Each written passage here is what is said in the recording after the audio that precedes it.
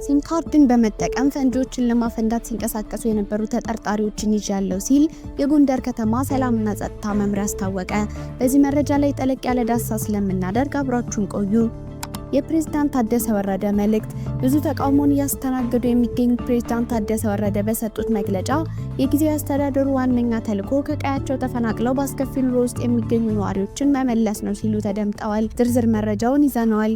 ከውጭ ዜና ትራምፕ በንግድ ዙሪያ ንግግር ለማድረግ ከፈለጉ የጣሉትን ታሪፍ እንዲያነሱ ቻይና አሳሰበች። እንመለስበታለን። በጋዛ ጎዳናዎች ላይ እየጎሉ የመጡ ሐማስን የሚቃወሙ ፍልስጤማውያን ሰልፈኞች በዚህ መረጃ ላይና ትራምፕ ሩሲያ በኪየቭ ላይ በምትፈጽመው ከባድ ድብደባ ደስተኛ ለመሆናቸውን ገለጹ። በእነዚህ ሁለት መረጃዎች ላይ ጠለቅ ያለ ዳሰሳ ስለምናደርግ እስከ ጥንክራችን ፍጻሜ አብራችሁን ቆዩ በማለት ቻናላችን ላይክ፣ ሼርና ሰብስክራይብ በማድረግ እንድትከታተሉን አክብሮታዊ ግብዣችን ነው። አሁን በቀጥታ ወደ ዝርዝሩ እንውሰዳችሁ።